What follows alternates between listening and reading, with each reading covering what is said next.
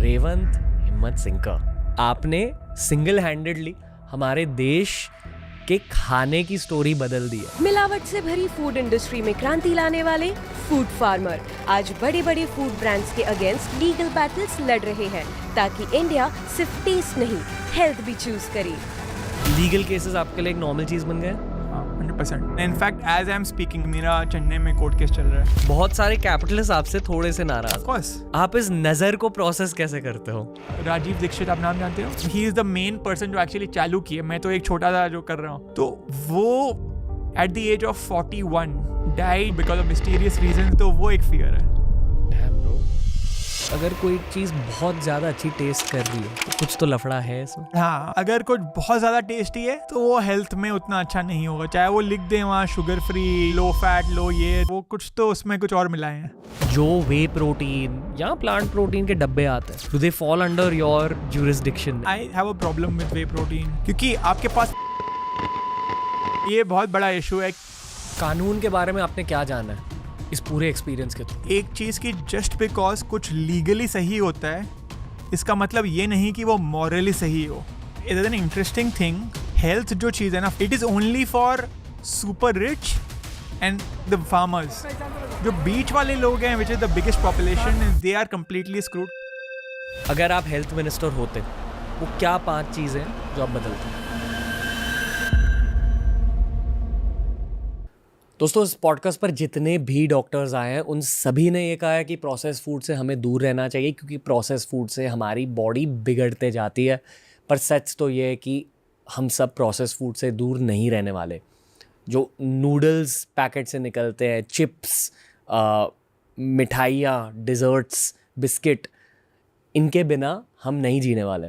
ऐसे समय में फूड फार्मर जैसे कंटेंट क्रिएटर की सख्त ज़रूरत थी। अकेले ही इन्होंने भारत के ईटिंग हैबिट्स में एक बदलाव लाया।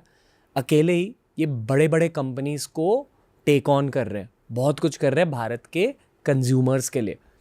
आज के पॉडकास्ट में हमने कुछ बेसिक डाइट की बातें करी है, फूड गाइडेंस की बातें करी है, पर मैंने इनकी असलियत जानने की कोशिश करी है कि जब एक इकलौता इंसान बड़े बड़ी कंपनीज़ को टेक ऑन करने की कोशिश करता है तब कैसे लीगल सिचुएशंस का सामना करना होता है, किस तरह के लॉसूट्स होते हैं, कानून का सामना कैसे करते हैं। इस सब के दौरान ऐसी बातें हमने करी है फूड फार्मर के साथ। This is the reality of Revanth भाई, यानी कि food farmer, presented on TRS।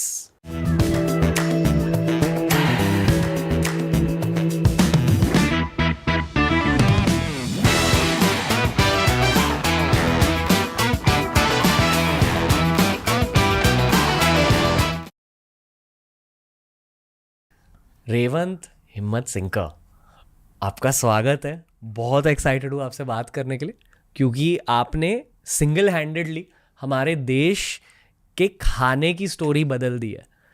कैसे हो भाई?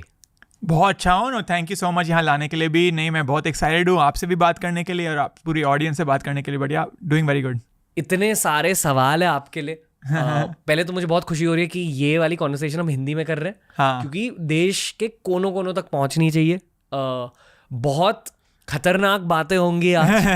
आपकी लाइफ भी काफ़ी खतरनाक है। हाँ। तो एक सेक्शन है ऑडियंस की जो शायद ज़्यादा इंस्टाग्राम नहीं यूज़ करती, हाँ, यूट्यूब ज़्यादा यूज़ करती है।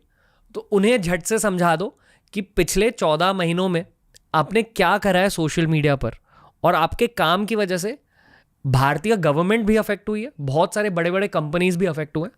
आई जेन्युइनली फील कि इस पूरे कंटेंट क्रिएटर इन्फ्लुएंसर के सिस्टम में आप एक ऐसे इकलौते क्रिएटर हो जिन्होंने रियल वर्ल्ड चेंज लाई है हमारे देश में और बहुतों की लाइफ अफेक्ट करी है। तो congrats. Thank you so much. पर मुझे आपकी इंट्रोडक्शन नहीं देनी, आप खुद की इंट्रोडक्शन दीजिए उस ऑडियंस को। हाय, तो मैं फूड फार्मर हूँ और मैं खाने के बारे में बहुत बात करता हूँ, ट्राई करता हूँ अवेयरनेस रेज करने का कि हम क्या खा रहे हैं, क्या सही खा रहे हैं, गलत खा रहे हैं। तो मैं 13 साल के लिए यूएस में था। मैं यूएस छोड़ के आया इंडिया और मेरे सिर्फ 1000 फॉलोअर थे। तो मैं खाने के बारे में बहुत वीडियोस बनाया। लेज़, च्यवनप्राश, जो भी हम खाते हैं उसके बारे में वीडियो बनाता हूँ। और दिखाता हूँ कि उससे असलियत क्या है। आगे में वो बहुत कुछ लिखते हैं लेकिन पीछे में बहुत अलग जो न्यूट्रिशन लेबल उसमें बहुत अलग स्टोरी होती है। तो मैं बहुत हैप्पी था कि बहुत लोग इसने सीरियसली लिया इसको लेके, और कुछ कंपनीज़ ने अपना शुगर का कंटेंट कम किया, कुछ कंपनीज़ ने अपने मार्केटिंग को बदला, और गवर्नमेंट ने भी बहुत एक्शन लिया है।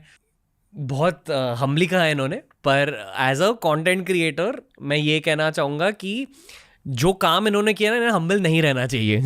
पहले तो ये कहना चाहूँगा ऑडियंस को। दूसरी चीज़ आपको बताना चाहूँगा ऑडियंस के बारे में, हेल्थ पॉडकास्ट बहुत ज़्यादा चल रहा है आजकल। लोग हेल्थ के बारे में जान रहे हैं क्योंकि एक्चुअली हेल्थ प्रॉब्लम्स भी बढ़े हैं भारत में। हमें डायबिटीज़ कैपिटल कहा जाता है। हम दुनिया का एक ओबेसिटी कैपिटल भी बन रहे हैं, एज इन मोटापे का कैपिटल। बहुत सारे भारतीयों को कैंसर का सामना करना पड़ रहा है। लोगों ने डाइटिंग के बारे में थोड़ा बहुत सीख लिया इंटरनेट के थ्रू। हर किसी को पता है कि प्रोटीन ज़्यादा खाना चाहिए, कार्ब्स 2 टाइप के होते हैं, पैकेज खाना अच्छा नहीं रहता। पर ये सब जानकर भी जो आपका कैंपेन है लेबल पढ़ेगा इंडिया, ये बहुत ज़रूरी कैंपेन है, क्योंकि जो पैकेज्ड फूड रहता है, नूडल्स, चिप्स, चखना, बिस्किट, इन सारों में ऐसी ऐसी चीज़ें होती है जो एक्चुअली आपके बॉडी में बिलोंग नहीं करती। पर लोग ये समझते नहीं, बड़े कंपनीज के मार्केटिंग की वजह से। तो ये आपका मेन गोल है 100%। ओके, इस पर ही एक्सपैंड करें आप कि क्या आप सहमत हो जो मैंने कहा, ओबेसिटी, डायबिटीज, ये सब के बारे में? 100% मैं पूरा सहमत हूँ। India is the diabetes capital of the world, और अब बोल रहे हैं कि आर्टिकल्स आ रहे हैं कि India can become the cancer capital of the world as well.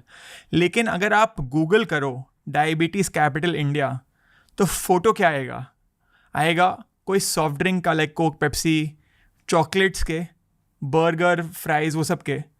कभी भी पिक्चर नहीं आएगा ऑफ अ बिस्किट। हमेशा कोक, पेप्सी का आएगा। लेकिन मैं हमेशा लोग को बोलता हूँ, हमें लगता है कि विलन क्या है, विलन चॉकलेट है, विलन सॉफ्ट ड्रिंक्स है, लेकिन मेरे हिसाब से एक्चुअल विलन जो हम हर दिन खाते हैं, बिस्किट्स, जो हेल्थ ड्रिंक्स हैं, वो एक्चुअल विलन है। क्योंकि आप किसी को भी पूछो, आप चॉकलेट्स हफ्ते में कितना बार खाते हो? यूजुअली लोग हफ्ते में सैटरडे 2 चॉकलेट खा लेंगे, संडे 2 चॉकलेट खा लेंगे, तो आप पूरे हफ्ते में 4 पीस चॉकलेट खा रहे हो। लेकिन इंडिया में लोग सुबह सुबह उठते ही 2 बिस्किट, शाम को 2 बिस्किट, तो दिन में 4 बिस्किट, तो हफ्ते में 28 बिस्किट। तो आप एक तरफ 28 बिस्किट खा रहे हो और हफ्ते में सिर्फ 4 चॉकलेट। लेकिन आपको लग रहा है कि आपको चॉकलेट बीमार कर रहा है और चॉकलेट आपको मोटापा कर रहा है। नहीं, आपको एक्चुअली बिस्किट कर रहा है। बिस्किट और चॉकलेट दोनों में एक ही इंग्रेडिएंट्स होते हैं। आप कोई बिस्किट उठाओ, उसमें भी खाली 3 चीज़ होगा, शुगर, मैदा, पाम ऑयल।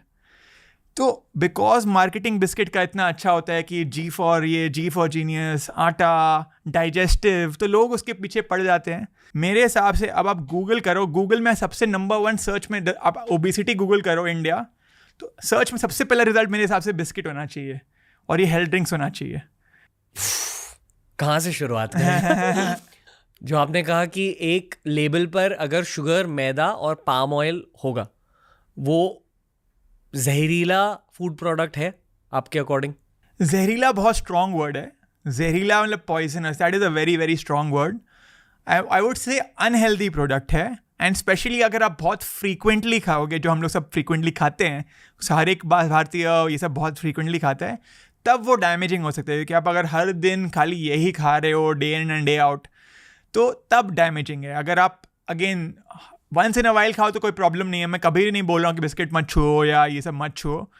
रेगुलरली या बहुत ज़्यादा हाई अमाउंट्स में मत खाओ। ओके, मुझे पता है दुख कब होता है, जब मैं बच्चों को पैकेज फूड खाते हुए देखता हूँ। हाँ, बहुत दुख होता है मेरे को भी। और अक्सर उनके पेरेंट्स ही उन्हें पैकेज फूड देते हैं। हाँ, मेरे जितने भी रिश्तेदार हैं जो ये करते हैं, मैं उन्हें बिठाकर समझाता हूँ, यार बचपन से प्लीज़ पैकेज फूड मत खिलाओ। हाँ, क्योंकि मैंने देखा खुद के फिटनेस जर्नी में, जब मैंने पैकेज फूड को छोड़ा, बहुत झट से वेट लॉस हुआ। आई फील कि ओवरऑल मैं ज़्यादा हेल्दी हो गया। मैं उन गिने चुने भारतीयों में से हूँ जो ऑलमोस्ट कुछ पैकेज फूड नहीं खाता, और मेरी बॉडी, मेरे एनर्जी लेवल्स बहुत अच्छे फील हो रहे हैं अब at this stage of life. But obviously ये एक जर्नी होती है। स्पेसिफिकली भारतीय बच्चों के लिए आपके अकॉर्डिंग पेरेंट्स को क्या करना चाहिए ये आपने इस टॉपिक के बारे में सोचा स्पेसिफिकली बच्चों के लिए? स्पेसिफिकली बच्चों के लिए, एक तो बच्चों को बहुत जल्द से जल्द आप हेल्थ के बारे में सिखाओ, इम्पोर्टेंस क्या है। जब वो 2-3 साल 4 साल के हैं तब से सिखाने लग जाओ, और उनको उनके लैंग्वेज में बात करो। तो खाली अगर आप बोलोगे शुगर ख़राब है तो वो नहीं सुनेंगे, उनके स्टाइल में बात करो जो वो समझ पाएँ। और एक तो पेरेंट्स के लिए और एक पूरे इंडिया के लिए, एक तो मैं सेलिब्रिटी इंडोर्समेंट्स, इसका बहुत बड़ा रीज़न होते हैं कि सेलिब्रिटीज़ लोग कुछ प्रमोट करते हैं, इन्फ्लुएंसर्स भी कुछ प्रमोट करते हैं, जो kids look up to them. बच्चे look up to celebrities, cricketers, actors. मैं भी खुद बड़े बड़े क्रिकेटर्स को देखता था पेप्सी पीते हुए, और मैंने कहा चलो ये तो ठीक है। तो आई थिंक इन्फ्लुएंसर्स और सेलिब्रिटीज़ को भी थोड़ा और रिस्पॉन्सिबल होना चाहिए। एंड मैं हमेशा एक चीज़ बोलता हूँ बच्चे को, don't look eight who is endorsing the product, look at what is inside the product. बहुत बार जो लोग बेचते हैं उनके 8 पैक 10 पैक रहते हैं, लेकिन वो कभी खुद नहीं छूते हैं। वो पान मसाला प्रमोट करते हैं, लेकिन कभी वो खुद नहीं खाते हैं। उनके टीथ इतना क्लीन नहीं होते अगर वो ये सब करते हैं। तो वो एक चीज़ है कि सेलिब्रिटी इंडोर्समेंट के पीछे मत भागो। पेरेंट्स को भी ये एक ओवरऑल बोलूँगा कि प्रॉब्लम है, मैं मार्केटिंग में बहुत काम किया हूँ। मैं यूएस में था, मैं कंसल्टेंट था बहुत बड़े कंपनी के लिए। तो मैं जो फूड ब्रांड्स को कंसल्ट करता था on the other hand, so problem है ना, वहाँ पर बहुत स्मार्ट लोग रहते हैं। IIM, ISB, IIT, Ivy League students, Wharton, Harvard, सब स्टूडेंट्स मार्केटिंग में काम करते हैं, और उनका एक ही ऑब्जेक्टिव है, प्रॉब्लम स्टेटमेंट है, हम एक 5 या 6 या 8 साल के बच्चे को ये चिप्स का पैकेट कैसे खरीदवाएं। और आप एक इमेजिन करिए, एक रूम में 10 IIT IIM वाले लोग हैं और दूसरे तरफ एक 8 साल का बच्चा। वो 8 साल का बच्चा कैसे सकेगा? एंड ये 10 लोग IIM वाले लोग या आईवी लीग वाले लोग के पास मार्केटिंग बजट भी बहुत है, 5, 6, 10 करोड़, 15-20 करोड़ है। सो दैट इज़ दी फाइट। तो वो इसलिए डिफरेंट स्ट्रैटेजीज यूज़ करते हैं। कभी टॉयज़ यूज़ कर लेंगे कि किंडर जॉय में खिलौना डाल देंगे, बर्गर वाले रेस्टोरेंट्स भी खिलौना डाल देते हैं, तो हैप्पी मील बोल के ये वो। तो उन लोग बहुत अलग अलग स्ट्रैटेजीज यूज़ करते हैं बच्चे लोग को इन्फ्लुएंस करने के लिए। तो पेरेंट्स लोग को बोलूँगा, आपका क्वेश्चन आंसर फाइनली कर रहा हूँ, कि अपने बच्चे को सिखाओ कैसे मार्केटिंग गिमिक्स होते हैं, कैसे वो सेलिब्रिटीज़ को ला के आपको ब्रेन वॉश करते हैं। तो वो सिखाओ अपने बच्चों को, हेल्थ के इम्पोर्टेंस सिखाओ। और थोड़ा बहुत रियलिस्टिक भी हो कि आप पूरा अवॉइड नहीं कर सकते। आप अगर बहुत ज़्यादा करोगे, स्ट्रिक्ट हो जाओगे, तो वो बच्चा रिबेल करेगा। तो थोड़ा बहुत आपको रियलिस्टिक भी होना होगा। बट हाँ, आई थिंक कि अगर किसी को कन्विंस करना रहता है, वो बच्चा भी हो सकता है, उसके कंधों पर हाथ डाल के समझाना होता है कि भाई ये देख, आप ये बॉडी में डाल रहे हो, ऐसे ऐसे प्रॉब्लम्स हो सकते हैं आगे जाकर। हाँ, इनफैक्ट मेरे को, सॉरी मैं इंटरप्ट कर रहा हूँ आपको, नहीं। मेरे को बहुत सारे पेरेंट्स बोलते हैं कि मेरा बच्चा डॉक्टर का बात नहीं सुनता, मेरा बच्चा मेरा बात नहीं सुनता, लेकिन वो आपका बात सुनता है, फूड फार्मर, लेकिन बिकॉज मैं थोड़ा ह्यूमर ट्राई करता हूँ और वो सब ट्राई करता हूँ। तो you have to again talk to people in the language they understand. तो बाकी सब जो डॉक्टर और कुछ लोग होते हैं वो बहुत टेक्निकल भाषा में बात करते हैं। मैं हमेशा सिंप्लीफाई करना चाहता हूँ। अगेन, जब आप इमेजिन करो, जब आप 6 साल के थे और आपको कोई वीडियो में कोई डॉक्टर या कोई बोलेगा अरे शुगर ख़राब है, आप नहीं सुनते। अगर आपको कोई बहुत बड़ा कोई प्रोफेसर या टीचर बोलता कि कोक मत छो, आप नहीं सुनते, आप रिबेल करते। पर अगर सचिन तेंदुलकर कहते, हाँ, तब सुन लेते। तो उससे लिए आई फील कि specially celebrities and influencers have a very very big responsibility. And मैं खुद भी with time I am going to start a campaign which is like a public figure responsibility campaign. कि अगर आप एक पब्लिक फिगर हो, एक डॉक्यूमेंट में ट्राई कराऊंगा सब लोग से साइन कराने का, एक ग्रुप एफर्ट, कि ओनली प्रमोट दोज प्रोडक्ट्स जो आप खुद खा सकते हो, या आप यू डोंट माइंड कंज्यूमिंग और you don't mind giving to your family, तभी वो प्रोडक्ट प्रमोट करो। पैसा भी बहुत है, अगर आप सही प्रोडक्ट्स भी प्रमोट करोगे थोड़ा कम होगा, लेकिन बहुत है। एंड आई ऑल्सो फील कि अब पूरे एडवर्टीजमेंट इंडस्ट्री ट्रस्ट के टुवर्ड्स जाएगी। अभी तक है कि हाँ पॉपुलर है तो पैसा दे दो, बट आई थिंक थोड़ा टाइम में the next shift will be कि we want trustworthy people to advertise the products. आपने थोड़ी देर पहले फाइटिंग के बारे में कुछ कहा, आपके साथ फाइटिंग के बारे में बात करना चाहूँगा। हाँ, ऑफ कोर्स। आप इतने बड़े बड़े कंपनीज को टेक ऑन कर रहे हो। हाँ, लीगल केसेस आपके लिए एक नॉर्मल चीज़ बन गए। हाँ, 100%। ये बड़े बड़े कंपनीज करोड़ों के साथ आ रहे हैं। हाँ, आप 30 साल के हो। हाँ, लाइक 32 अर्ली 30s में। हाँ, मैथमेटिकली स्पीकिंग आप नहीं compete कर पाओगे करोड़ों के साथ, अनलेस मेरे पास करोड़ों लोग सपोर्ट करें। नायक फिल्म देखी है आपने, जहाँ अनिल कपूर को अमरीश मेरे को पुरी- कमेंट्स में बहुत लोग लिखते हैं नेक्स्ट नायक एंड ये वो, बड़ा नायक जैसी फीलिंग आती है आपको? कभी कभी आती है क्योंकि वैसा ही माहौल बन गया, टू बी वेरी ऑनेस्ट। आप झूठी मार्केटिंग की सच्चाई शेयर कर रहे हो दुनिया के साथ। हाँ, अगले दिन वही बड़े ब्रांड्स आपके पास आकर आपको एक सो कॉल्ड वार्निंग दे देते हैं, जिसे हम लीगल नोटिस कहते हैं। हाँ। वार्निंग ही होती है।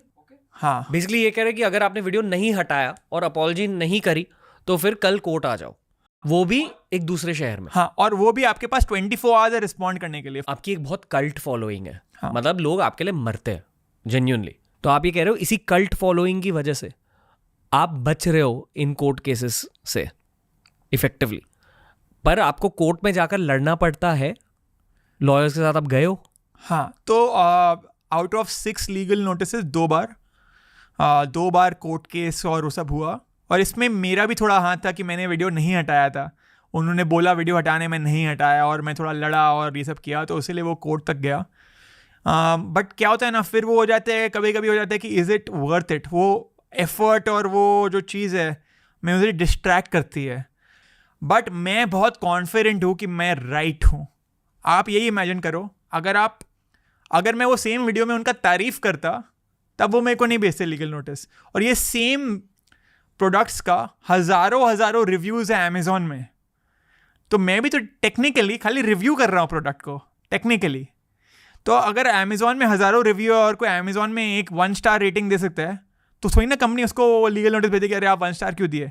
मैं भी टेक्निकली वही कर रहा हूँ, मैं आपको बोल रहा हूँ कि 1 स्टार है ये प्रोडक्ट ख़राब है। और अगर अनुपमा चोपड़ा या राजीव मसंद एक मूवी को रिव्यू कर सकते हैं, तो मैं एक फूड को रिव्यू क्यों नहीं कर सकता हूँ? कोई भी ग्राउंड्स नहीं है उनका टुवर्ड्स दिस। वो खाली मैनिपुलेट करते हैं, थोड़ा टेक्निकलिटीज़ में घुस के अपने आप को बोलते हैं कि हम सही हैं। वो बोलते हैं हम FSSAI है कि सब नॉर्म्स को फॉलो कर रहे हैं। मैं थोड़ी ना बोला आप नॉर्म्स को फॉलो नहीं कर रहे हो। लीगली प्रूफ करना है, वो टेक्निकली आप लूप होल्स ढूंढ सकते हो हर एक लॉ में और अपने आप को प्रूफ कर दो कि हाँ मैं सही हूँ। कानून के बारे में आपने क्या जाना है इस पूरे एक्सपीरियंस के थ्रू?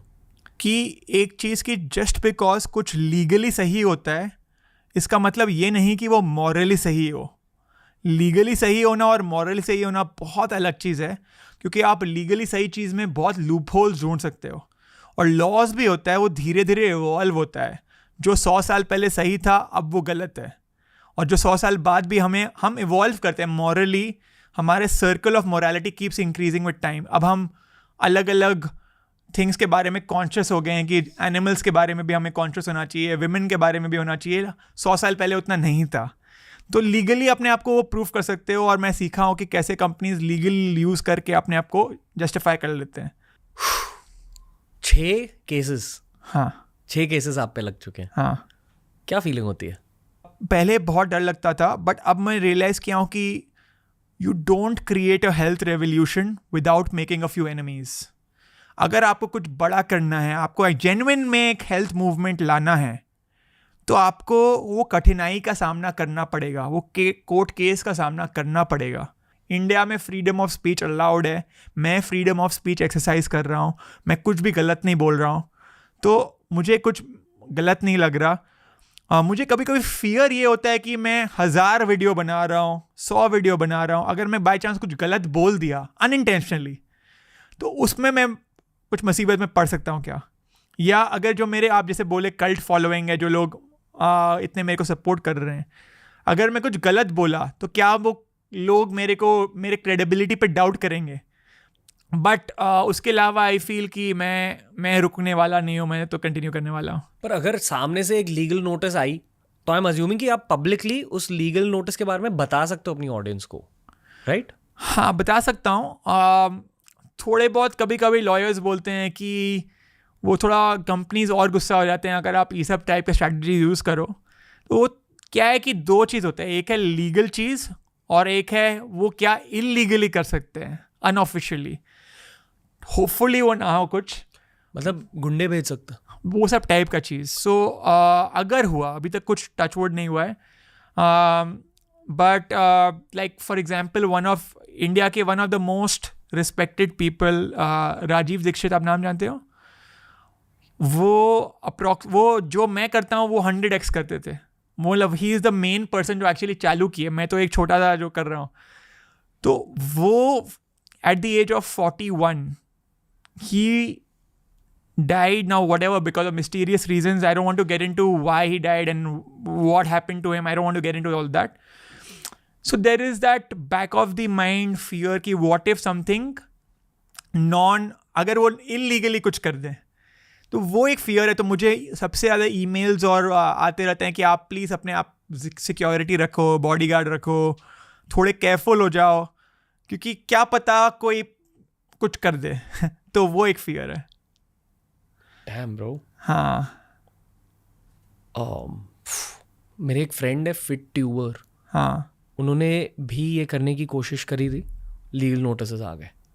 एंड वो करते हैं इनडायरेक्टली, पर आई फील कि जो उन्होंने शुरू किया था, आप उस स्टोरी को आगे लेके जा रहे हो. हाँ. क्या चाहिए आपको ऑडियंस से? ऑडियंस आपको और बैक कैसे करे? आई थिंक ऑडियंस तो मुझे बैक कर रही है. ऑडियंस ने तो इनफैक्ट फाइनेंशियली कंट्रीब्यूट करने के लिए भी रेडी है. ऑल्दो मैं ले रहा नहीं हूँ, वो अलग बात है. मुझे ऑडियंस से अभी at this point at least donation सब नहीं लेना है. बट ऑडियंस तो यार पूरे अपने तरफ से सपोर्ट करने की कोशिश कर रही है. तो मैं ऑडियंस से और कुछ वैसे मांग नहीं सकता हूँ. मैं खाली ये मांग सकता हूँ कि अगर मैं कुछ गलती करूँ कभी, तो वो आप एटलीस्ट उसको माफ़ कर देना. कि मतलब कि आई एम ऑल्सो ह्यूमन, मैं गलती कर सकता हूँ और मुझे भी अपने आप को कोई ना कोई वे में मोनेटाइज करना होगा. तो अब मैं फिगर आउट कर रहा हूँ कि अगले वे क्या है, क्योंकि मुझे डोनेशंस लेके एटलीस्ट एट दिस पॉइंट मन नहीं है डोनेशंस लेके काम करने का. आपने गवर्नमेंट को कांटेक्ट किया है खुद? गवर्नमेंट ने कांटेक्ट मैंने किया, गवर्नमेंट ने मुझे कांटेक्ट किया है. लाइक तो उनके चाइल्ड राइट्स बॉडी जो है गवर्नमेंट की वो काफ़ी अच्छी है. उन्होंने मुझे कांटेक्ट किया था और उनके साथ मैं थोड़ा बहुत काम किया हूँ. ज़्यादा ऑफिशियली बेसिस पे कुछ नहीं, वो थोड़ा बहुत मैं कोई टॉक किया था वहाँ पर. बट ऑफिशियली कुछ कांटेक्ट नहीं आया है. अभी फॉर एग्जांपल जब प्राइम मिनिस्टर का स्वेरिंग इन सेरेमनी था तो उन्होंने कांटेक्ट किया कि आप इनवाइटेड हो सर स्वेरिंग इन सेरेमनी के लिए. बट वैसे आया है, बट वैसे कोई और गवर्नमेंट कांटेक्ट वैसे कुछ नहीं आया है. अभी कुछ लीगल केसेस ऑन है? एक ऑन है. In fact as I am speaking, अभी जब ये पॉडकास्ट चल रही है वो अभी मेरा चेन्नई में कोर्ट केस चल रहा है. आप पैसे कैसे कमा रहे हो? तो मेरे काफ़ी सेविंग्स है. So for the last 14 months mainly मैं सेविंग्स पे रिलाई किया हूँ. लास्ट 3-4 मंथ्स में मैं यूट्यूब मोनेटाइजेशन ऑन किया हूँ, लेकिन मेरे ज़्यादातर फॉलोअर्स इंस्टाग्राम वाले हैं, यूट्यूब में नहीं है. और यूट्यूब शॉर्ट्स में उतना कुछ पैसा है नहीं. मैं ज़्यादातर मैं शॉर्ट वीडियोज़ बनाता हूँ. तो about $400-500 per month, which is very small in the grand scheme of things, YouTube से आते हैं.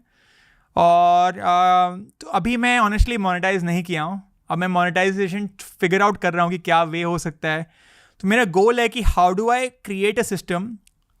आई am someone who believes in conscious capitalism. So अभी यहाँ इंडिया में क्या होती है, mindless capitalism. I believe in conscious capitalism. तो कैसे आप बेनिफिट भी प्रोवाइड करो और पैसा भी साथ में कमाओ. हिंदी में समझाइए कि कैपिटलिज्म होता क्या है? कि वो ठीक है, पैसा बहुत ज़रूरी है, लेकिन एक थोड़ा एटलीस्ट एम्पैथी के साथ, थोड़ा एक मूवमेंट के साथ. तो इसमें इन्वेस्टिंग वर्ल्ड में बोलते हैं इम्पैक्ट इन्वेस्टिंग. तो थोड़ा एक वो हो. तो फॉर एग्जांपल मैं बहुत स्ट्रांगली बिलीव करता हूँ पैसा बहुत इंपॉर्टेंट चीज़ है. If there is a way I am trying to figure out कि क्या मैं वैल्यू प्रोवाइड कर सकता हूँ और साथ साथ में पैसा भी कमा पाऊँ. सो फॉर एग्जांपल मैं एक हेल्थ स्कूल रिसेंटली चालू किया हूँ, जहाँ पर हम लोग को हेल्थ के बारे में, हेल्थ लिटरेसी बढ़ाने का कोशिश करते हैं और लोग को सिखा रहे हैं हेल्थ के बारे में और थोड़ा बहुत पैसा भी ले रहे हैं. और वो हर एक रजिस्ट्रेशन में हम लोग को खाना भी खिला रहे हैं. तो एक विन विन सिचुएशन है कि हेल्थ लिटरेसी बढ़ेगी, I will also make money, and poor people are also getting fed at the same time. So everything it's a win win situation. So that is one way I am potentially going to try to monetize. वैसे ही कर करके I am thinking of other ways as well. मुझे हर दिन, मैं मजाक नहीं कर रहा हूँ, हर हफ्ते बहुत सारे ऑफर्स आते हैं. खुद का एक क्लीन लेबल पैकेज फूड चालू करो जिसमें लाइक यू नो कुछ भी गलत ना हो. मतलब आप खुद का मॉर्निंग ड्रिंक बना रहे हो, मॉर्निंग ड्रिंक, हाँ for example, but clean. I don't no वो करना चाहिए या नहीं. मेरे लिए भी एक रिस्क है कि लोग मेरे को बोलेंगे अरे ये पहले आया था पैकेज फूड के बारे में, अब खुद पैकेज फूड बात बेचने लग गया. बट द आइडिया है कि लोग हमेशा ऑल्टरनेटिव्स मांगते हैं मुझसे कि अरे मैं ये नहीं खाऊँ तो क्या खाऊँ. So should I give an alternative, should I make a healthier alternative? तो मेरे को फियर है कि वो करूँगा तो क्या वो कमर्शियल हो जाएगा बहुत या नहीं, तो वो फिगर आउट कर रहा हूँ. कुछ ऐसे ब्रांड ने रीच आउट किया जिसने पहले आपको लीगल नोटिस भेजी थी और अब कह रहा है कि भाई चलो साथ में काम करते हैं? नहीं, वैसे नहीं चालू किया. उन्होंने वो नहीं किया था, लेकिन मुझे एक ब्रांड जिसने मुझे लीगल नोटिस भेजा, उन्होंने रीच आउट किया कि मेरे प्रोडक्ट को प्रमोट करो. सो आई एम लाइक, क्या मजाक कर रहे हो कि एक तरफ आप मुझे लीगल नोटिस भेज रहे हो, दूसरी तरफ बोल रहे हो कि मेरा प्रोडक्ट, दूसरे प्रोडक्ट को प्रमोट करो. तो वो एक मुझे इंटरेस्टिंग था. ऑब्वियसली मैं किया नहीं, बट वो एक काफ़ी इंटरेस्टिंग चीज़ था.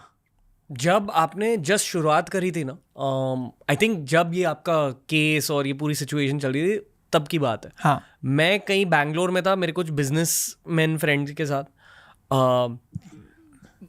उन्होंने पूछा कि कंटेंट क्रिएशन की दुनिया में क्या चल रहा है, तो मैंने उन्हें आपके बारे में बताया कि ये हो रहा है और इसे डी इन्फ्लुएंसिंग कह रहे हैं. आपको ये शब्द कैसा लगता है? पहले ये सवाल एक. उनकी रिएक्शन है, वो सारे बिजनेस ओनर्स हैं, D2C प्रोडक्ट्स वाले,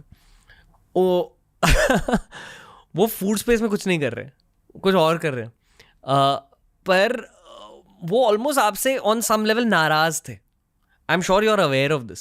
बहुत सारे कैपिटलिस्ट आपसे थोड़े से नाराज. Of course, right, of course. आप इस नज़र को प्रोसेस कैसे करते हो? नहीं यार, तो अगर लाइक वो एक लाइन है ना गुरु का, जब लोग तुम्हारी बुराई करे तो समझो तरक्की कर रहे हो. तो अगर आप कुछ लोग को गुस्सा नहीं करा रहे हो तो आप कुछ गलत कर रहे हो. You are playing it too safe. आप सबको खाली मतलब न्यूट्रल बहुत ज़्यादा हो गए तो आप कुछ गलत कर रहे हो. तो आई am not, that's a part of the process. अगर मैं क्रिटिसाइज करूँगा तो ऑब्वियसली वो गुस्सा होगा. That is a part of it. But I am also fortunate कि इन स्पाइट ऑफ दिस मुझे बहुत सपोर्ट मिलती है. फूड के स्पेस में इतने लोग मुझे सपोर्ट करते हैं. बड़े से बड़े इंडस्ट्रियलिस्ट यूजुअली लोग शाय अवे करते हैं, अरे ये सब लोग से दूर रहो. पहले मुझे इन्फ्लुएंसर लोग भी मेरे से दूर रहते थे कि उनको लगता था अरे फूड फार्मर से एसोसिएट होंगे तो मेरा ब्रांड डील चला जाएगा. अब सब इन्फ्लुएंसर भी मुझे सपोर्ट करते हैं. ओके. उसी मीटिंग में किसी ने कहा था कि ये ना उनका करियर सिर्फ 2 साल लंबा है. अच्छा ना, आपके बारे में बता रहे थे कि शायद इनका करियर सिर्फ 2 साल लंबा है. तो मैंने कहा कि नहीं, आई डोंट थिंक सो, क्योंकि ये एडुकेटेड है और इन्होंने ऑलरेडी करियर स्विच करी है, मतलब गट्स है.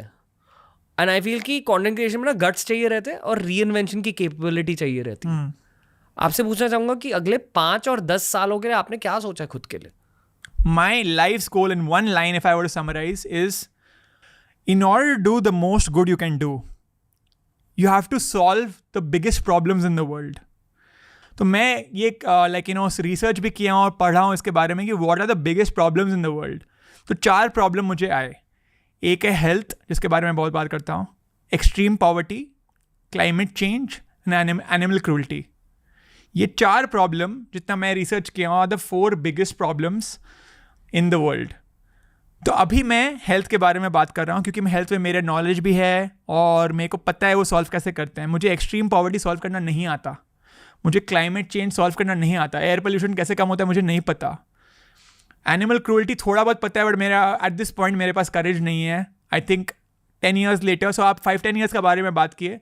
अभी next 5 to 10 years I think I will focus, specially next 5 years I will focus a lot on health. Health literacy में बहुत फोकस करूँगा. लेकिन मेरा लॉन्गर टर्म गोल है, hopefully as I monetize and if I am थोड़ा financially stable and थोड़ा feeling good, I want to try to see if I can do something in extreme poverty and in animal cruelty as well. Let's see. Respect. बहुत कम लोग ऐसे सोचते हैं. लोग बहुत बोलते हैं, आप जैसे लोग कम हैं जो एक्चुअली एक्शंस ले रहे हैं.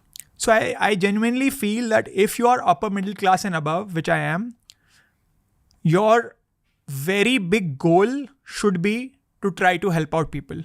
और ये मैं बहुत strongly believe करता हूँ. And I feel अगर आपको बहुत strongly value create करना है, you have to think beyond your family. The greatest people in the world are those who are able to prioritize the society before their family. And तो वो एक strong है. इसके बारे में मेरे बहुत स्ट्रॉन्ग थॉट्स हैं, बहुत सारे थॉट्स हैं. I can keep going on and on. हाँ, हाइपोथेटिकल क्वेश्चन. हाँ, ठीक है.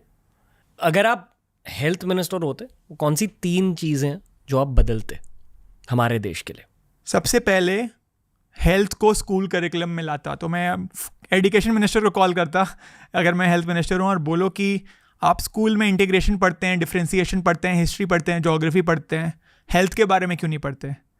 तो हेल्थ को स्कूल में लाता। नंबर 1 बहुत इंपॉर्टेंट चीज़ है। हम डायबिटीज़ कैपिटल शायद ना होते अगर हम स्कूल में क्लास 1 से क्लास 10 या क्लास 12 तक हेल्थ के बारे में हर दिन पढ़ते कि कैलोरी क्या होता है, प्रोटीन क्या होता है, सही खाना कैसे खाते हैं, फिटनेस क्या होती है।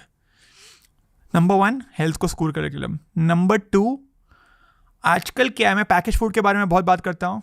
पैकेज्ड फूड, हर एक पैकेज्ड फूड न्यूट्रिशन मैं बोलता हूँ लेबल पढ़ो। हर एक लेबल इंग्लिश में होती है। Less than 10-15% of India English जानती है, तो हर एक लेबल इंग्लिश में तो एक, और वो फॉन्ट 3 फॉन्ट 5 बहुत टाइनी फॉन्ट में लिखते हैं कि क्या है उसमें। तो मैं क्या करता, इन्फोर्स करता कि एक QR कोड सामने में डालो, और QR कोड हर एक पैकेज फूड में, और आप स्कैन करो तो वो 15 लैंग्वेज के ऑप्शन आ जाएंगे, और फिर वो स्कैन कर लेंगे कि हिंदी, मराठी, जो भी आपका लैंग्वेज है, तो वो न्यूट्रिशन लेबल आपके लैंग्वेज में आ जाएगा। तो ये बहुत ईजिली डूएबल है। इनफैक्ट ये मैं एट अ पेट प्रोजेक्ट भी खुद भी ट्राई कर रहा हूँ काम करने का, कि गवर्नमेंट का सपोर्ट भी नहीं चाहिए और ये खुद हो पाए। थर्ड होता कि मैं फ्रंट ऑफ पैकेज लेबलिंग में बहुत काम करता, कि आप फ्रंट ऑफ पैकेज लेबलिंग में इसको एक्यूरेट बनाने का कोशिश करता। तो मैं करता कि फ्रंट ऑफ पैकेज में आपको सही चीज़ लिखना होगा, क्योंकि लोग ज़्यादातर बैक ऑफ पैकेज नहीं पढ़ते। तो बैक ऑफ पैकेज और फ्रंट ऑफ पैकेज में सेम चीज़, जैसे हमारे सिगरेट्स में वार्निंग लेबल्स होते हैं, वैसे ही हमारे खाने में भी वार्निंग लेबल्स होना चाहिए कि this may potentially damage you, this may potentially cause you illness, diabetes, whatever else. So ये सब वार्निंग लेबल्स लाता फूड में। एक दो और एडिशनल चीज़ मैं सोच रहा हूँ ऐसी। एक है कि लोग को अवेयर करता कि खाना बनता कैसे है। लाइक अगर कोई पॉसिबल हो फार्म विजिट कराने का, तो अर्बन एरियाज़ में अगर लोग को फार्म विजिट्स करा पाते कि खाना उगता कैसे है, लोग को पता होना चाहिए कि कितना टाइम लगता है वो एक चीज़ जो आप खा रहे हो, तो आप फूड वेस्ट करने में भी आप 2 बार सोचते फिर। ओके, सब्जियों के बारे में थोड़ा सा बात करें।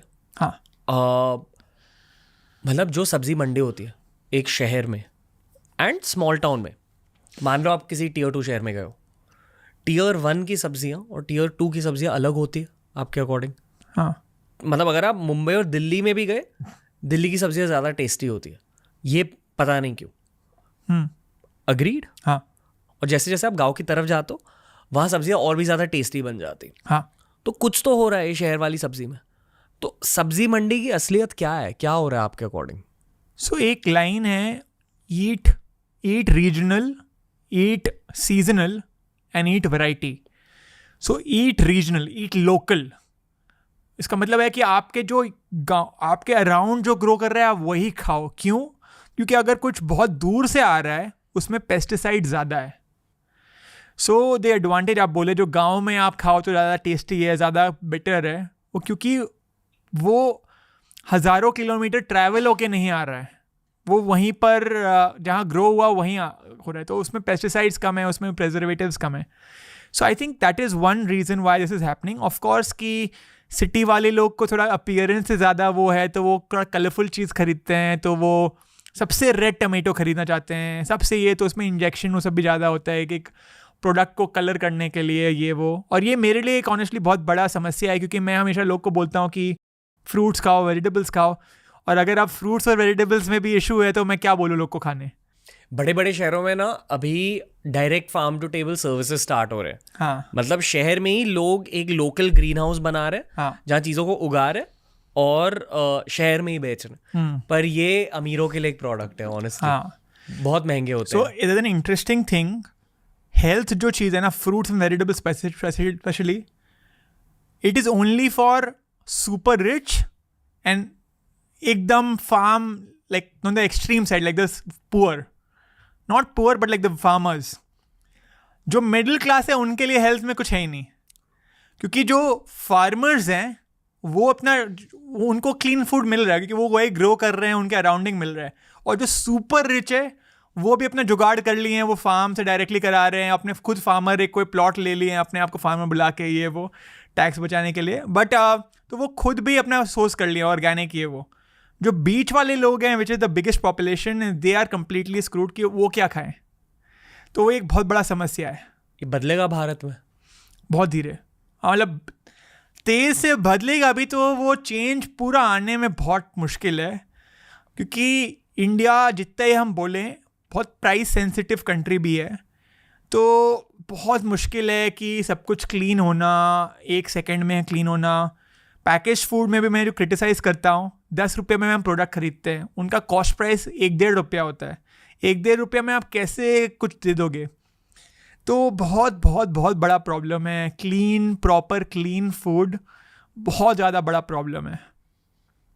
आपका ये कैंपेन है लेबल पड़ेगा इंडिया, इसके बारे में हमने भी बात करी है शो पर। अच्छा।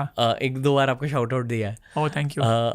बहुत पावरफुल कैंपेन है कि बेसिकली आप लोग ये कह रहे हो कि यार जो भी आप पैकेट से खा रहे हो उसके बारे में पहले बस जानो कि आप बॉडी में क्या डाल रहे हो। हाँ, यही है। और मेरे ख्याल से ये बेसिक मैसेज ना भारत तक पहुंच चुकी है और भी पहुंचेगी। हाँ।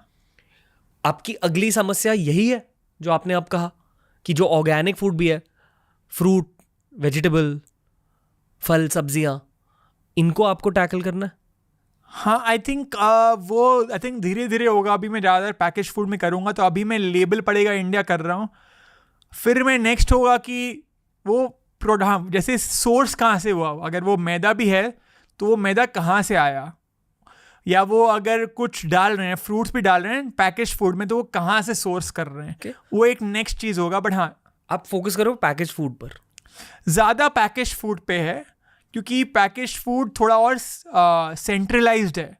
देर are 10, 15, 20 companies which are controlling it. Fruits, vegetables decentralised है। There are thousands and thousands of people controlling it. तो उसको टैकल करना बहुत मुश्किल है। आप अगर फीजिबिलिटी से सोचो, it is too difficult to solve fruits and vegetables. मैं हर एक फार्मर को जाके मॉनिटर नहीं कर सकता हूँ। तो वो एक चैलेंज है। तो आई थिंक पैकेज्ड फूड्स, अगर आप 10 बड़े कंपनीज को डरा दो, आपका बहुत बड़ा प्रॉब्लम सॉल्व हो सकती है। अगर आप 10 बड़े कंपनीज को एक लिस्ट आउट करो, सबसे ज़्यादा मार्केट कैप किसकी है, और वही 10 कंपनी में अकाउंटेबिलिटी भी लाओ, उनको बोलो कि नहीं, हम नहीं डरेंगे आपसे, तो काफ़ी चेंज आ सकती है और आ भी रही है। आपने डराया है? वहाँ जो बड़े बड़े कॉलेज के MBAs बैठे हैं, हाँ, आपको लगता है वो खुद की जॉब छोड़ेंगे शर्मिंदा होकर? कुछ लोग, लेकिन अगेन आपको एक रीजनेबल एंड तक फाइनेंशियली थोड़ा एटलीस्ट सिक्योर होना होगा। मैं भी MBA किया हूँ बड़े से मतलब यूनिवर्सिटी में, और मैं भी जॉब किया हूँ, और मुझे एक कंफर्ट मिली। ऑल्दो मैं 2 ही साल जॉब किया था वो, लेकिन एक मेरे back of the mind comfort था कि मैं जॉब्स कर सकता हूँ। फिर मैं छोड़ा। तो आई फील लाइक लोग इमीडिएटली डे 1 में नहीं छोड़ेंगे, लेकिन इवेंचुअली अगर थोड़ा वो कंफर्ट में हो जाए तब वो छोड़ सकते हैं। इनफैक्ट मुझे बहुत school students already reach out करते हैं कि अब हम एज अ कोर्स में हम फूड टेक्नोलॉजी हम ऑप्ट करेंगे आपका वीडियोस देखने के बाद। तो आई फील कि लोग ये एज अ करियर चॉइस भी और लेंगे। एंड मैं एक थोड़ा फिलोसफिकल यहाँ जो बोलूँगा, अभी तक लोग क्या करते हैं, they focus on climbing the ladder of success, but they don't look at where is the ladder leaning towards. They are just climbing the ladder, but is the ladder of success leaning towards the right or the wrong? आप Nestle या Cadbury का CEO तो बन जाओगे, लेकिन क्या आप world में ज़्यादा वैल्यू ऐड कर रहे हो या आप ज़्यादा नेगेटिव कर रहे हो? मतलब जीवन का इम्पैक्ट रहता है, किसी के भी जीवन का। हाँ, आप पैसे कमा रहे हो, आप करियर में आगे बढ़ रहे हो, पर खुद के जीवन में आप क्या कर रहे हो दुनिया के लिए? हाँ, मतलब आपका क्या इम्पैक्ट रहता है संसार में? हाँ, आप यही कह रहे हो? हाँ। तो आई थिंक बहुत लोग सोचेंगे। अभी आप कोई भी जॉब्स में जाओ, सब लोग का ये प्रायोरिटी होता है कि सबसे हाईएस्ट पे पैकेज वाला ऑफर मुझे मिले। आप कोई DO में जाओ, आप कोई भी कॉलेज में जाओ, सबसे ज़्यादा वही फोकस होता है। फील कि थोड़ा बहुत कॉन्शियस कैपिटलिज्म वाला चीज़ आ जाएगी कि हाँ, मुझे सबसे ज़्यादा पे चाहिए, बट साथ साथ में मुझे ये भी फैक्टर इन करना है कि क्या ये कंपनी नेट ज़्यादा वैल्यू ऐड कर रही है, ज़्यादा नुकसान कर रही है। ठीक है, 100% क्लीन कंपनी होती नहीं है, हर एक कंपनी में कुछ ना कुछ होता है जो वो कर रहे हैं, लेकिन बाय एंड लार्ज अगर 9 पॉजिटिव है और 1 नेगेटिव है तो ठीक है। दुनिया के जितने भी अमीर देश होते हैं, हाँ, ऑस्ट्रेलिया, स्कैंडिनेवियन कंट्रीज, मुझे अमेरिका को भी इस ब्रैकेट में डालना है, पर मैं नहीं डालूंगा। हाँ, क्योंकि मैं पैकेज फूड के बारे में कह रहा हूँ। मैंने अक्सर देखा है कि ये जो अमीर देश होते हैं वहाँ कम पैकेज खाना खाया जाता है, वो ज़्यादा ऑर्गेनिक खाने पर फोकस करते हैं, स्पेशली ऑस्ट्रेलिया, स्कैंडिनेविया, ये 2 एरियाज में। आप सहमत हो? You disagree? I don't know if I fully agree, specially not in compare to India. I think India में रिलेटिवली कम खाते हैं packaged food. I think difference ये है कि यूरोप और स्कैंडिनेवियन कंट्रीज़ और ऑस्ट्रेलिया में पैकेज फूड थोड़ा क्लीनर है क्योंकि रेगुलेशन स्ट्रॉन्गर है. इंडिया में इनफैक्ट बिकॉज हमारे लेबर थोड़ा चीपर है, तो हमारे घर में often specially upper middle class and above के पास स्टाफ भी होती है, तो वो कुक्स को हायर कर सकते हैं अपना खाना बनाने के लिए, तो वो पैकेज फूड रिलेटिवली बेसिस पे कम खाते हैं.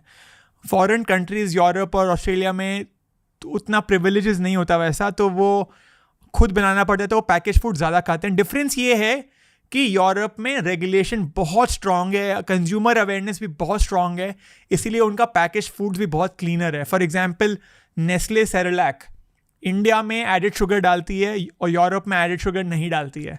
अमेरिका में भी काफ़ी ख़राब अवस्था है. अमेरिका में पैकेज फूड भी बहुत खाते हैं और उनका भी बहुत क्वालिटी भी ख़राब है, बट यूरोप में आई थिंक क्वालिटी बेटर है. ये जो FSSAI का छापा होता है, इसका मतलब क्या है? FSSAI क्या है? FSSAI एक तो is a food safety body. Safety और हेल्थ दो अलग चीज़ है. लोग मुझे बोलते रहते हैं is Coca Cola safe? Coca Cola is safe, it is not healthy. लोग कंफ्यूज करते हैं. FSSAI का खाली एक जॉब है कि आपको जो खा रहे हो वो सेफ है आपके लिए, मतलब कि वो आपको इमीडिएटली खा के आपको कुछ होगा नहीं. लेकिन अगर आप 10 साल कंसेक्यूटिवली वो खाओगे फिर आप बीमार होगे, वो FSSAI का रिस्पॉन्सिबिलिटी नहीं है. I feel they need more resources, they need more money, they need more man power and women power and every power to do their work. वो जो बड़े कंपनीज में MBAs बैठे हैं ना, हाँ. उनके दिल में बदलाव आकर उन्हें FSSAI ज्वाइन करना. प्रॉब्लम ये एक्चुअली पूरा सिस्टम में है. मैं भी अगर IIT में होऊंगा और मेरे को एक तरफ एक नेस्ले ऑफर कर रहे हैं 20 lakhs पर एनम और दूसरी तरफ FSSAI मेरे को 5 lakhs पर एनम ऑफर कर रहे हैं, तो मैं 20 lakhs में जाऊंगा. तो वही प्रॉब्लम है. आई फील कि there is a way where incentives को हमें बेटर करना होगा कि ये सब जो बड़े बड़े बॉडीज़ हैं उन्हें भी स्मार्टेस्ट लोग को हायर करना होगा. और मैं स्ट्रांगली बिलीव करता हूँ the people who add the most value to the world should be paid the most. अगर आपका इम्पैक्ट बहुत ज़्यादा है, आप करोड़ों लोग में वैल्यू ऐड कर रहे हो, तो आपको पेमेंट भी वैसे ही होना चाहिए. तो लोग बोलते हैं पॉलिटिशियंस को कम पैसा मिलना चाहिए. नहीं, मेरे हिसाब से पॉलिटिशियन को ज़्यादा पैसा मिलना चाहिए ताकि उनका incentives to do illegal things reduce and you attract top talent. आप IIT, IIM और स्मार्टेस्ट लोग को हायर करो. कितने सारे पॉडकास्ट देखे मैंने इस पॉडकास्ट की शुरुआत से पहले. मुझे लगा कि we should go to the root of the problem and ask the questions from there. That's what I had prepped और वो हमने करने की कोशिश करी है. पर रूट तक पहुंचकर भी आप बेसिकली ये कह रहे हो कि ये प्रॉब्लम बहुत अनसॉल्वेबल है. It is very very difficult. Again you can, आप किसी के भी शूज़ में डालो, अपने आप को एक CEO के शूज़ में डालो. आपका एम क्या है? प्रॉफिटेबिलिटी. अगर आप प्रॉफिट नहीं दिखाओगे आपको निकाल देंगे कंपनी से. तो आपको अपना आंसर करना होगा अपने शेयर होल्डर्स को और आपके बॉस को. आप कोई फार्मर को उस पर जाओ तो फार्मर को भी क्या है, अपने यील्ड को मैक्सिमाइज़ करना है. उसको कैसे मैक्सिमाइज़ कर सकता हूँ? अगर मैं पेस्टिसाइड सब डालूँ. तो आप कोई भी एक इंडिविजुअल स्टेक होल्डर को जाओगे, उसका इंसेंटिव्स है कि अपने आप को वो करना. तो वो अनलेस कि एक पूरा इकोसिस्टम में धीरे धीरे बदलाव ना है, बहुत मुश्किल है सॉल्व करना.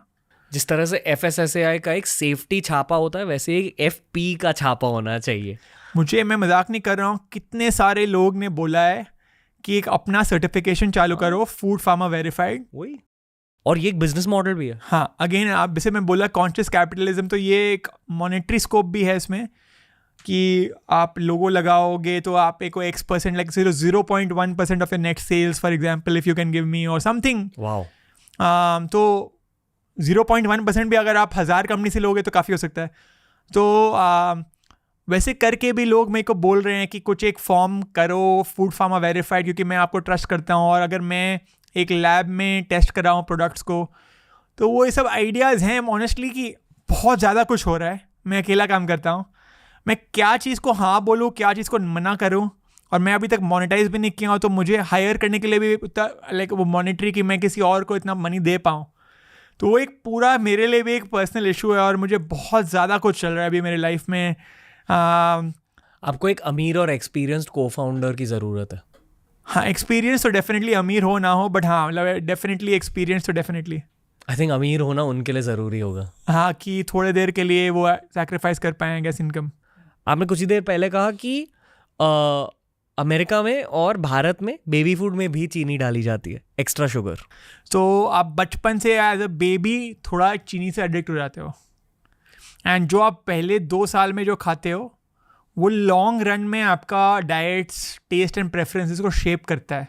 मतलब अगर बचपन में चीनी ज़्यादा खाई है आपने, आपका स्वीट टूथ हो जाता है। एग्जैक्टली, कहते हैं कि मुझे मीठा चाहिए ही रहता है मील के हाँ बाद। एग्जैक्टली। Okay. तो वो ज़्यादा लाइकलीहुड बढ़ जाता है, and in fact it is linked also if you have added sugar. जब आप पहले 2 साल में, तो डायबिटीज़, ओबेसिटी, बहुत सारे चीज़ से लिंक्ड है।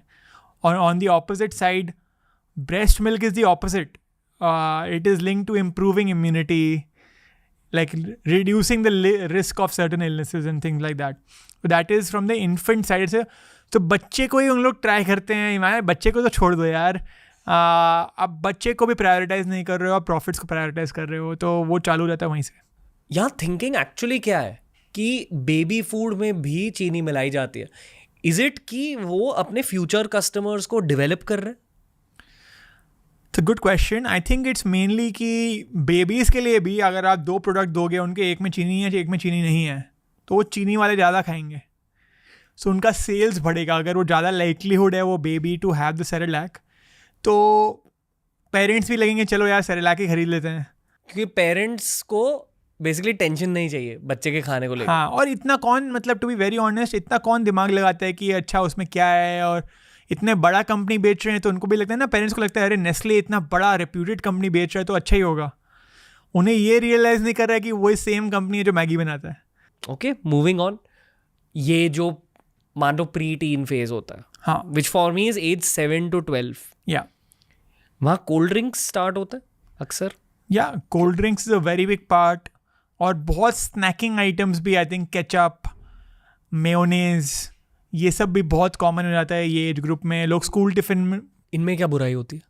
Like ketchup again sugar, too much sugar, इतना केचप में ऑलमोस्ट 1 टीस्पून चीनी होता है। तो too much sugar and without counting, without like लोग चाय में बहुत सोचते हैं चाय विजिबल शुगर होता है, ये इनविजिबल शुगर है, ये पहले से मिलाया हुआ है।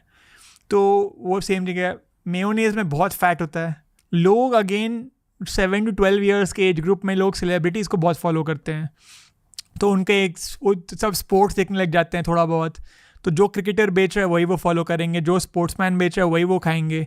और हम unfortunately many of our sportsmen also not selling the right things, but that is a challenge. And एक और चीज़ मैं बोलूँगा, कंपनीज़, मैं मार्केटिंग में बहुत काम किया हूँ, कंपनीज़ क्या है वो आपके इनसिक्योरिटी के ऊपर वो फोकस करते हैं। तो बच्चे का 7 to 12 ईयर्स आप बोले, उसका सबसे बड़ा गोल क्या है? एक है इनसिक्योरिटी से आती है हाइट। हर एक 7 to 12 ईयर्स को लंबा बनना है, क्योंकि वो क्लास में थोड़ा और कॉन्फिडेंस मिलता है, उनको और इम्पोर्टेंस मिलती है। तो इसीलिए अब वो कंपनीज अपने आप को बोलते हैं स्ट्रॉन्गर, टॉलर, शार्पर। तो आप हर एक प्रोडक्ट को देखोगे वो कैटेगरी में हमेशा हाइट दिखाएंगे। तो यही सबसे बड़ा चैलेंज है कि हमेशा कंपनीज आपके इनसिक्योरिटी पे फोकस करते हैं, बच्चे के इनसिक्योरिटी पे। एंड पेरेंट्स को भी लगता है अरे मेरा बच्चा लंबा बन जाएगा, उनको ये नहीं पता कि हाइट सबसे ज़्यादा जेनेटिक्स से होती है, एंड वही वो फोकस करते हैं।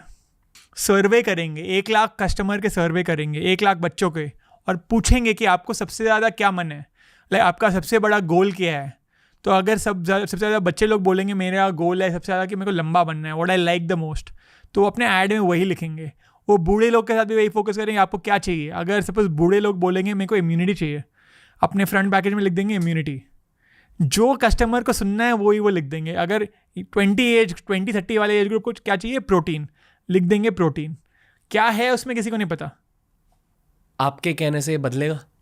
थोड़ा बदलेगा, बदल रहा है। इतने सारे कुछ लॉज आ रहे हैं अब मिसलीडिंग एडवर्टाइजमेंट्स को चेंज करने के लिए। कुछ कंपनी अपने मार्केटिंग सुधार रहे हैं कि वो पहले बोलते थे बहुत कुछ बोलते थे बढ़ा चढ़ा के, अब थोड़ा कम बोल रहे हैं। तो आई फील बदलेगा, और खाली मेरे बोलने से नहीं, अगर लाखों करोड़ों लोग साथ जुड़ जाएं और वो लेबल पढ़ने लग जाएं और जान लें कि वो प्रोडक्ट क्या खा रहे हैं, तो आई फील काफ़ी कुछ बदलेगा। क्योंकि तब कब कंपनीज क्या करेंगे, वो तो चेकमेट हो गए। अगर लोग को पता चल गया कि वो क्या खा रहे हैं तो वो वैसे नहीं बेच पाएंगे, वो नहीं बोल पाएंगे वो आपको लंबा कर रहे हैं। तो आई थिंक थोड़ा तो बदलेगा और बदल रहा भी है। और एक चीज़ मैं आपको और बोलूँगा, कोई कंपनी का एग्जिस्टिंग प्रोडक्ट बदलना काफ़ी मुश्किल है, लेकिन मैं एक चीज़ गारंटी से बोल सकता हूँ, अगर ये कोई कंपनी अब नया प्रोडक्ट बनाएंगे ना, तब वो 100 बार सोचेंगे कि क्या कोई मेरा वीडियो नहीं बना सकते मेरे ऊपर, और कोई अगर मैं कुछ अब गलत मार्केटिंग किया तो मैं कुछ ये वीडियो वायरल नहीं हो जाए, तो अब मैं नया प्रोडक्ट में एटलीस्ट वो सही करेंगे। Same with startups. अब बहुत सारे स्टार्टअप्स आ गए हैं लास्ट 5 साल में, सब पीनट बटर और आमंड बटर और ये सब बेचते हैं। जो 5-6 साल पहले जो स्टार्टअप्स आते थे वो भी एक छोटा लेवल पे झूठ बोलते थे, बट जो अब 2024 ऑनवर्ड जो स्टार्टअप्स आएंगे, फूड स्टार्टअप्स, अब वो सोचेंगे नहीं हम क्लीन ही बेचेंगे।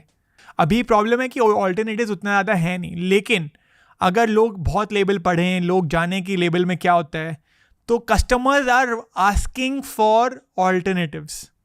और मार्केट में मतलब जब डिमांड क्रिएट हो जाती है, अपने आप सप्लाई भी क्रिएट हो जाती है। तो आई फील अभी आपको लग रहा है कि अरे प्रॉब्लम है, खाली कोई कुछ है, प्रॉब्लम्स खाली है, लेकिन 5 साल में ये नहीं रहेगा। 5 साल में बहुत ऑल्टरनेटिव्स आ जाएंगे, क्योंकि अब सब कंपनी चालू करेंगे, अब एक नया रेंज ऑफ प्रोडक्ट्स करते हैं जिसमें शुगर नहीं है, मैदा नहीं है, पाम ऑयल नहीं है, अब सब कंपनी वो करने लग जाएंगे जब अवेयरनेस बढ़ेगी। तो ये साइकिल होती है। अगर आप जिंदगी में पहली बार भारत के बाहर जाओगे, हाँ, शायद अमेरिका नहीं, पर यूरोप, ऑस्ट्रेलिया जैसे देश में, जहाँ इतना ज़्यादा हेल्थ और फिटनेस का कल्चर है, जहाँ लोग इतने ज़्यादा फिट हैं, आपके दिमाग को वो चीज़ इम्पैक्ट कर जाती है। ये मैं दिल से मानता हूँ।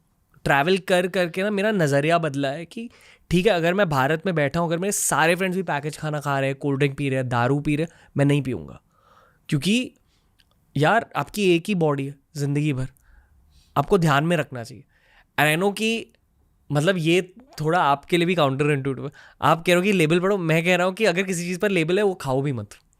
सो मैं हमेशा बोलता हूँ लेबल पड़ेगा इंडिया, लेकिन as you said the best products are those which don't even have a label. उसमें इंग्रेडिएंट लिस्ट होते ही नहीं है, उसमें fruits, vegetables, nuts like yoghurt, ये सब इसमें कुछ हो ही ना। तो वो 100% मैं भी अग्री करता हूँ कि बेस्ट प्रोडक्ट्स वही होते हैं। मैं लोगों को बोलता हूँ कि वो प्रोडक्ट्स खरीदो जिसमें लेबल नहीं है। इसका मतलब ये नहीं कि आप अल्कोहल खरीदो। काइंड ऑफ क्रेजी बात है, कितना लॉबिंग स्ट्रांग होती है अल्कोहल इंडस्ट्री की, अल्कोहल में लेबल होती ही नहीं है। Moving on in the timeline, teenage. या मैंने सुना है कि आजकल के टीनेजर्स एक्चुअली प्रोटीन पर ज़्यादा फोकस करते हैं, क्योंकि लड़कों को बॉडी बनानी है, लड़कियों को मोस्टली वेट लॉस करना है, मोस्टली। और दोनों चीज़ों के लिए protein intake is the main thing. जो वे प्रोटीन या प्लांट प्रोटीन के डब्बे आते हैं, do they fall under your jurisdiction? Yeah, I don't have a problem with whey protein. I don't know what the minimum age should be to have whey protein, but in a country जो India की तरह जो इतना ज़्यादा protein deficient है, तो वे protein ले सकते हो आप। ऑफ कोर्स उसमें भी आपको आइडियली आप अनस्वीटेंड लो, स्वीटेंड वाला लो भी तो ज़्यादा मत खाओ, ले सकते हो, ऐसा कोई इशू नहीं है। बट आई थिंक कि आपको हर एक पैकेज्ड फूड का प्रोज एंड कॉन्स देखना पड़ेगा। अगर कॉन्स ज़्यादा हो गया तब अवॉइड करो, लेकिन आई फील प्रोटीन पाउडर में the pros outweigh the cons, ज़्यादा पॉजिटिव ज़्यादा है। हाँ, उसमें नुकसानदायक चीज़ भी है, लेकिन पॉजिटिव ज़्यादा है, क्योंकि इंडिया में प्रोटीन हमें खाना में बहुत कम मिलता है, उसीलिए आई फील कि कभी कभी दरकार होता है। तो मैं प्रोटीन के अगेंस्ट नहीं हूँ, प्रोटीन पाउडर के। ओके, आर्टिफिशियल स्वीटनर्स ये भी इसी एज ग्रुप में इंट्रोड्यूस होते हैं अक्सर। हाँ, क्योंकि फिर से लोग फैट लॉस के बारे में सोचने लगते हैं टीनेज में। एक तो मैं आपको एक चीज़ बोलूँगा, आर्टिफिशियल स्वीटनर्स लोग को लगता है कि खाली डाइट कोक और ये सब में होता है। आर्टिफिशियल स्वीटनर हमारे टूथपेस्ट में भी होता है। आप कोई भी टूथपेस्ट देखो, वो इतना मीठा क्यों है?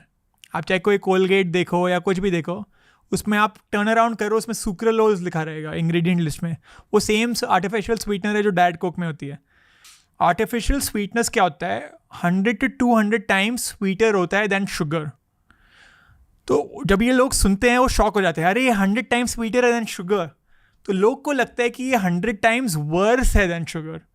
नहीं, इसका मतलब ये है कि इसमें 1/100 आपको क्वांटिटी डालना होगा ऑफ शुगर।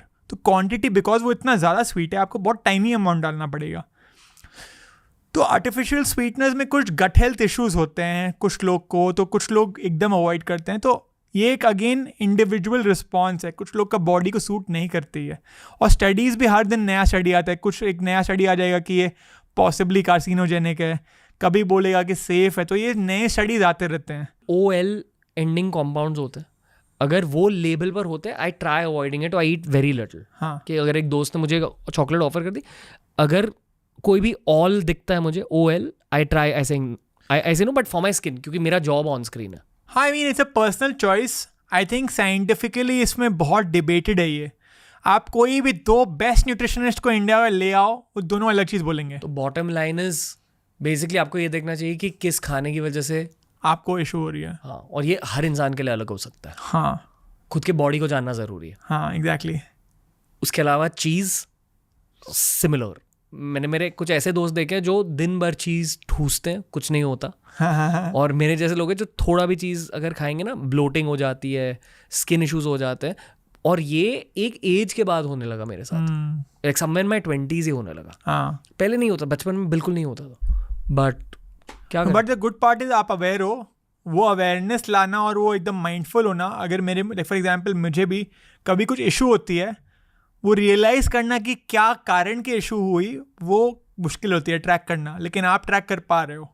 तो वो ट्रैक करना कुछ लोग कर पाते हैं, कुछ लोग को थोड़ा डिफिकल्टी होती है। अगेन आप बोले ना फूड डायरी और ये सब एक्चुअली इम्प्लीमेंट करना बहुत मुश्किल है कि 5 साल आप हर दिन डायरी मेंटेन करो, वो सब मतलब। तो वही कि some people are very good with awareness and discipline and things like that. It's not उतना easy नहीं है। लेकिन जो हमारे देश का मिडिल क्लास है, चीज़ रिलेटेड कुछ गाइडलाइन है। बहुत लोग हर चीज़ में चीज़ डालते हैं। देखिए यार, चीज़ में अगेन बहुत फैट है, हाई सैचुरेटेड फैट, तो वो एक प्रॉब्लम हो सकती है। ऐसे मतलब चीज़ टू सम एक्सटेंट उसमें प्रोटीन भी मिलती है। Once again Indians are very protein deficient, so in that sense it's a good thing. But once again you have to eat it in moderation because it's also high in fat, calories बहुत high होते हैं। तो आप अगर ज़्यादा चीज़ खा लोगे तो आप बहुत जल्दी अपने कैलोरी इंटेक को फुलफिल कर लेंगे without any other source of nutrients. So you have to be mindful and this थोड़ा मॉडरेशन में। ओके, और final section which is adulthood mistakes. I think कि काफ़ी सारी चीज़ें कवर हो चुकी हैं। हाँ, शायद सिर्फ अल्कोहल की बातें बची हैं, शराब, राइट? कॉलेज में इंट्रोड्यूस हो जाता है। सिगरेट्स के बारे में बात करना कॉलेज में हम लोग के एज में इंट्रोड्यूस होता था। अब जेनजी और बिलो में उन लोग क्लास प्रॉब्ली 6-7 से ही चालू। उन लोग, if I am not wrong, some people class 6-7 में थोड़ा बहुत कोई एक लड़का होगा क्लास में तो चालू कर दिया होगा। प्रॉब्ली क्लास 9-10 में 10-15 लोग चालू कर दिए होंगे। तो आई फील कि वो एज ग्रुप के साथ वो और मेन स्ट्रीम हो जा रहा है। क्लास 9-10 में 100%। आप कोई 15-16 ईयर ओल्ड को पूछो, उनके क्लास में एटलीस्ट 10-15 लोग पीते होंगे आराम से। इफ वो भी मैं कम फिगर शायद से बोल रहा हूँ। और कॉलेज जाते प्रॉब्लम है कि पीयर प्रेशर बहुत है, और इसमें कूलनेस फैक्टर भी है कि लोग को लगता है कि कूल है टू ड्रिंक, एंड अगर आप नहीं पी रहे हो तो अनकूल है। और आपके अराउंड अगर सब लोग पी रहे हैं तो वो उतना स्ट्रॉन्ग रहना कि अरे in spite of the fact कि सब लोग और मेरे टुवर्ड्स कर रहे हैं, मैं तभी भी नहीं करूँ, वो करना बहुत मुश्किल है। तो पीयर प्रेशर और बियर प्रेशर वो बहुत ज़्यादा होता है, जबकि बाइसेप प्रेशर ज़्यादा होना चाहिए। टीनेजर्स के लिए ये एक एक्सपीरियंस ओरिएंटेड चीज़ है। एक्सपीरियंस क्या होगा मुझे। हाँ, पर अडल्ट लाइफ में अगर आपके 20s में आप कॉन्स्टेंटली पी रहे हो, फिर इवन वंस अ वीक, वो बेसिकली आप यही कर रहे हो कि वीकेंड को अपनी रियलिटी एस्केप कर रहे हो। Exactly, it's reality escape also. I think it's just become a habit. I have again, मैं न्यूयॉर्क में रहा हूँ, मैं लंदन में भी रहा हूँ, दुबई में भी रहा हूँ, और मैं even Dubai which is very technically alcohol कम वहाँ बिकती है, बट वहाँ पर भी अगर आप कोई घर जाओगे किसी के सैटरडे संडे या फ्राइडे डिनर पे या कोई पार्टी में, अल्कोहल इज़ अ गिवन। मैं आई डोंट थिंक आज तक कोई पार्टी में गया हूँ लास्ट 10 साल में जहाँ डिफ़ॉल्ट अल्कोहल नहीं था, अनलेस कि वो ओपनली बोल रहे अरे मैं अल्कोहल नहीं रखूँगा और एक वो चॉइस कर रहे हैं। बहुत कम लोग हैं वो। सो द पॉइंट इज़ वो एक बहुत बड़ा वर्ल्ड वाइड कल्चर बन गया है कि अल्कोहल इज़ अ गिवन। आपको अगर आप नहीं पीते हो, आपको एक्सप्लेन करना पड़ता है वो मैं नहीं पीता हूँ, सॉरी। तो वो चेंज करने के लिए एक पूरा एक अगेन पीयर प्रेशर हमें बनाना पड़ेगा, रिवर्स पीयर प्रेशर कि अल्कोहल इज़ नॉट कूल, और लाइक इट इज़ और may be that not drinking alcohol is also cool, कि इट इज़ कोई तुम बोरिंग नहीं बन जा रहे हो या तुम कोई एक स्टूपिड नहीं हो अगर तुम नहीं पी रहे हो. लेकिन बहुत लोग को लगता है, क्योंकि वो टीवी शोज़ भी देखते हैं, how I met your mother में देख रहे हैं कि बार में पूरी सेटअप हो रही है, तो वो मूवीज़ में देख रहे हैं कि कुछ अल्कोहल के कनेक्शन में कुछ गाना बन रहा है, तो वो उनको वो कूल लगता है और फिर वो हो जाता है. एटलीस्ट मेरे आसपास मेरे एज के काफ़ी सारे लोग अल्कोहल को छोड़ने लगे हैं. हाँ, but again this is just my reality. मैं मुंबई में रहता हूँ, मेरे आसपास बहुत सारे मीडिया के लोग हैं, जो नॉन मीडिया भी है, मेरे बचपन के दोस्त, they doing well in life, smart है सब.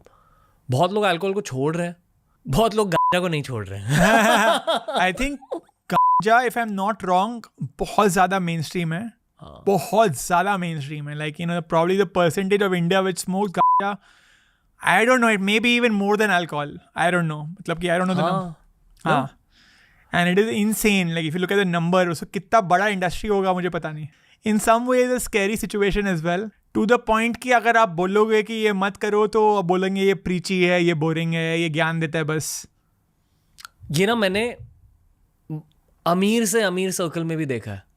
मतलब वो भी कर, ये एक्चुअली सारे सर्कल में देखा. मिडिल क्लास भी करते हैं, अमीर भी करते हैं, गरीब भी करते हैं. हाँ, इनफैक्ट अमीरों के सर्कल्स में again I have seen lesser alcohol, but I have seen a lot of weed. And once again आप कितना मना कर सकते हो. मतलब आप एक चीज़ मना करोगे, फिर आप दूसरा चीज़ हाँ बोल दोगे. आपको लगेगा ना कि आप सेंट नहीं हो, तो आपको लगेगा चलो अब मेरे को 10 चीज़ पे प्रेशर आ रहा है, मैं एक चीज़ मना किया तो कहीं तो इंडल्ज करें. चाहे मैं जंक फूड में इंडल्ज करें, या मैं अल्कोहल में इंडल्ज करूँ, या मैं स्मोकिंग में इंडल्ज करूँ, या सो वही. It's like there are too many distractions and you have to give in somewhere. So that is the challenge for any human. माया जाल में मत फंसो. हमारे कहने से कोई छोड़ने नहीं वाला है. हाँ, तो दारू और गांजा को लेकर आप कुछ प्रिकॉशंस देना चाहोगे? आप अपने स्ट्रेस जो है ट्राई करिए कोई और चीज़ में निकालिए. लाइक फॉर एग्जांपल आप बोलते हैं स्पोर्ट्स, तो अगर आप स्ट्रेस तो ट्राई करिए कि आप स्पोर्ट खेलो, तो sports is a great stress buster. So if you can, stress सबके लाइफ में है, मेरे में भी, आपके में शायद से होगा, डेफिनेटली होगा. तो अगर आप कोई और आउटलेट ढूंढ लो स्ट्रेस निकालने के लिए, और ट्राई अगेन, आई फील कि we have to make that culture of not drinking cool again. So मैं भी इसमें अगले प्रोजेक्ट लगे ना, लेबल पड़ेगा इंडिया एक प्रोजेक्ट था, अब मैं अगले प्रोजेक्ट होकर सोचूं कि कोई कूल वे में कोई गाना बनाओ, एक कोई फेमस अगर सिंगर को लाओ. सपोज अगर आप कोई बहुत फेमस सिंगर को लाए और वो एक गाना बनाया जो अभी तक यूजुअली बनाते हैं कि दारू दारू दारू, अब उल्टा गाना आ गया, तो हो सकता है एक थोड़ा सा कल्चरल शिफ्ट आए. आई फील कि हम लोग गाने और सबसे बहुत लाइक वो होते हैं, एम्यूलेट होते हैं. So one again thing which I have read, I don't know the exact line, आप लोग को मना करने ज़्यादा बोलोगे तो उससे वो नहीं होगा. अगर आप लोग को अपने लाइफ में कुछ ऐड करने बोलोगे वो ज़्यादा है. तो अगर आप खाली बोलोगे कि ये मत करो, तो उसका ऑल्टरनेटिव क्या है? तो again if you introduce sports, if you introduce a few other forms of entertainment, वो कम हो सकती है.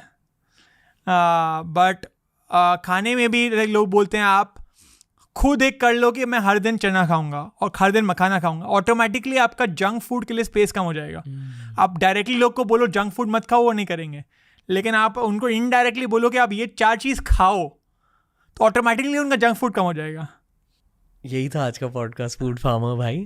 Thank you so much. मज़ा आया आपके साथ. Thank you. वही Anil Kapoor in Nayak, soaked in कीचड़ फाइटिंग, वो वाली वाइब है. अब जेन्युइनली 2024 के अनिल कपूर इन नायक हो. Thank you so much. तो had a lot of fun talking to you भाई. बहुत कम लोग मिले हैं पॉडकास्ट के थ्रू भी जो इतना ज़्यादा काम कर रहे हैं सोसाइटी के लिए. कैलाश सत्यार्थी जानते हो? या शायद सिर्फ वो मिले आपसे पहले जो इतना ज़्यादा डेडिकेटेड है सोसाइटी को लेकर. Thank you so much. तो the biggest compliment is I want to compare you to Kailash Satyarthi. That's a very big compliment. Thank you. और जेन्युइनली मतलब किसी की असलियत दिख जाती है. आप बहुत रियल इंसान हो. Stay the same bro. All the support, all the love. Thank you so much. Label पढ़ेगा इंडिया एंड डेफिनेटली मुझे और भी आपके कैंपेन्स देखने, क्योंकि आई फील कि आप बहुत कुछ करोगे आने वाले सालों में. Thank you so much. Mean a lot. All the best brother. Thank you. तो दोस्तों यही था आज का पॉडकास्ट. कंटेंट क्रिएशन की दुनिया में इतने सारे कंटेंट क्रिएटर्स हैं, इन्हें अलग अलग टाइप के सोशल मीडिया स्टार्स हैं, पर मैं ये मानता हूँ कि जितने भी सोशल मीडिया स्टार्स निकल के आए हैं पिछले 9-10 सालों में, उनमें से फूड फार्मर का impact is in the top 5 ever. ये अकेले रहकर फाइट कर रहे हैं सिस्टम के अगेंस्ट। ये बिल्कुल नायक के अनिल कपूर की तरह है in many ways for the food consumption habits of India. इन्हें सपोर्ट करना चाहिए। इनके सोशल मीडिया हैंडल्स हम लिंक कर देंगे नीचे। Show food farmer your support, and until next time guys, from Ranveer and the team, TRS will be back very, very soon.